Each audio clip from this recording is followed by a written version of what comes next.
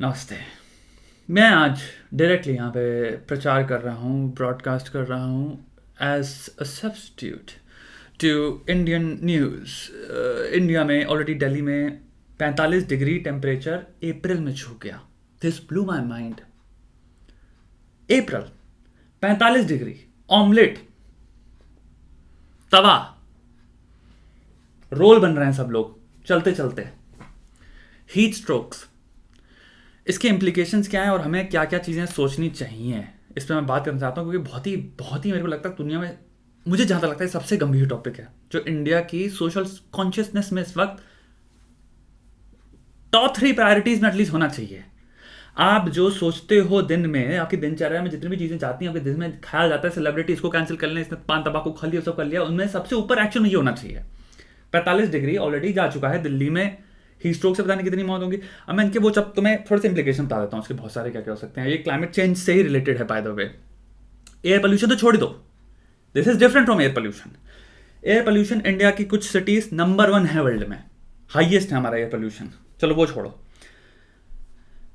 Water shortages, electricity तुम्हारे shortage क्योंकि कोल है, तुम्हारे जितने ज्यादा लोगों में गर्मी होगी उतने ज्यादा आदमी एसी पे लेगा, नहीं इलेक्ट्रिसिटी की डिमांड बढ़ेगी।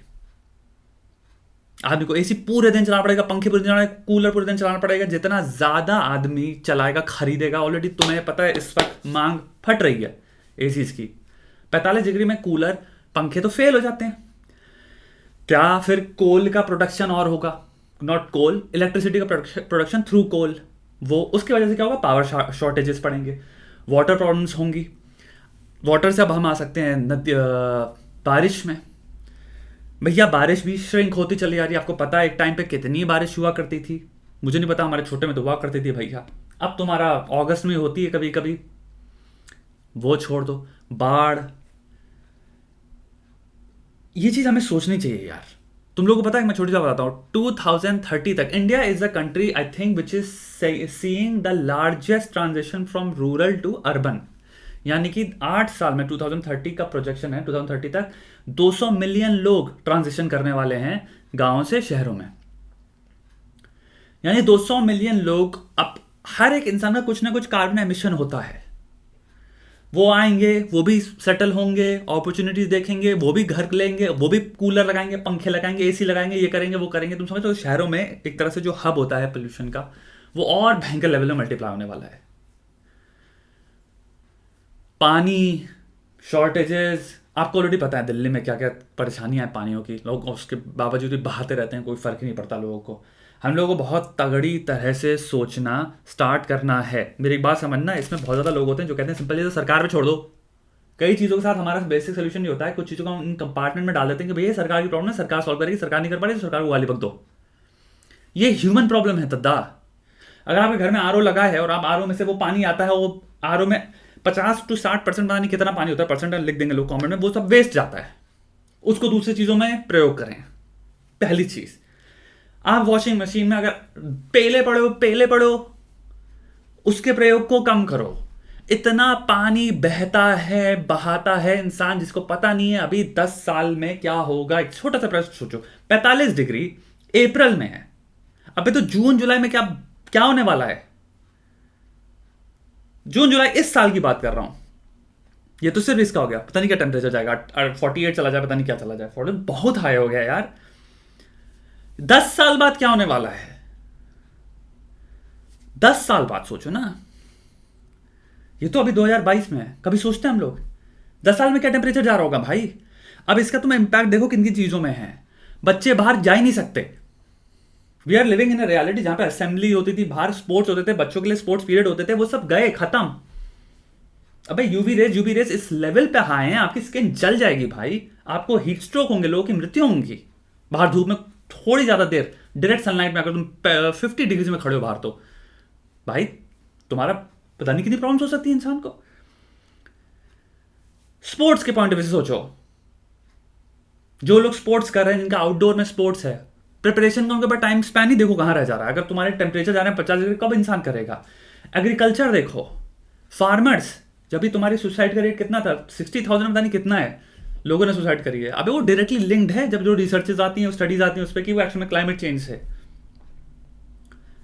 मानो या ना मानो, उनकी चीज़ें और ख़राब होंगी जब टेम्परेचर इतने हाई जाएंगे, तो भाई फसल की धज्जियां उड़ जाएंगी।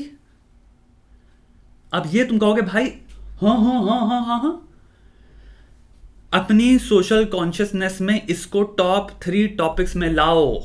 ये देश बहुत भारी मात्रा में डिपेंडेंट है। हमारे आने वाले 10 साल में बहुत सारे नेता हैं जिनकी आप पूजा करते हो, भाई 10 साल में कोई भरोसा भी नहीं, वो रहे ना रहे जीवन में। आप रहोगे, आप भी उस तरह ना रहो, लेकिन आपके बच्चे तो रहेंगे।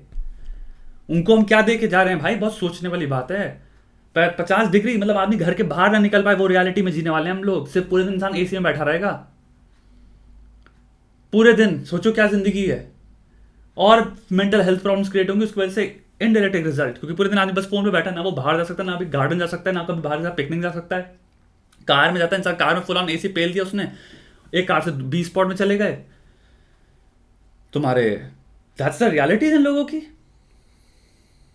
भैया हम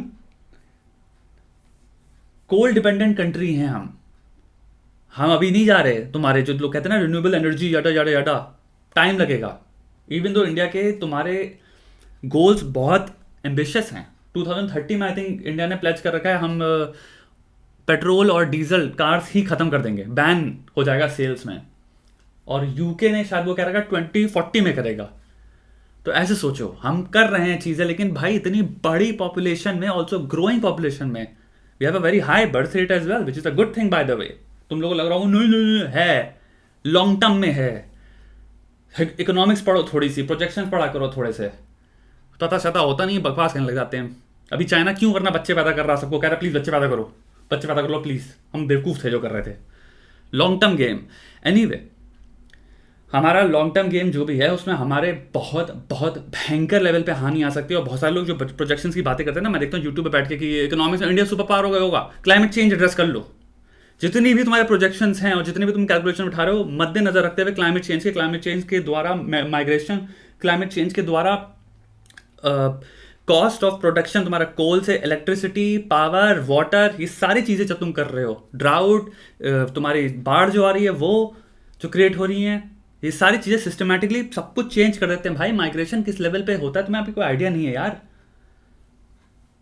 सूडान में इस वक्त मैं पढ़ रहा था, apart from the worst conditions of that country, क्योंकि तुम्हारे जो टेररिज्म है वहां पे, जिन्होंने चोक होल्ड में रख रखा है, वो तो एक अलग चीज है। जो माइग्रेशन चला है वो अलग है, वो कंप्लीटली ऑलरेडी स्टार्ट हो चुका है दुनिया में, तुम्हें पता नहीं है। क्लाइमेट चेंज की वजह से लोग माइग्रेट कर रहे हैं, क्योंकि भाई बचा ही नहीं, रिसोर्सेस ही नहीं बचे, वेदर ऐसा हो गया कि भाई आदमी रह ही नहीं सकता, आदमी को माइग्रेट करना पड़ेगा।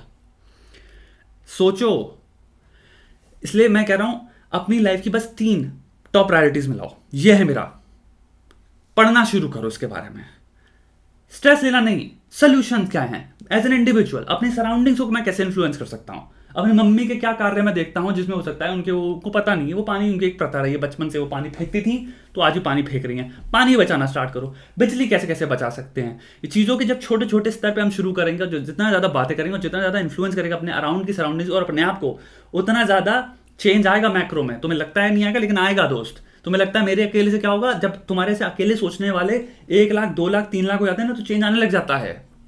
और वो लॉन्ग टर्म में आता है, वो दिखता है, लेकिन चेंज शुरू होगा भैया छोटे से ही, बिहेवियरली, वरना बहुत बहुत खराब सिचुएशन होने वाली है भाई। 45 डिग्री इन अप्रैल, मैं सरप्राइज हूं सुन के।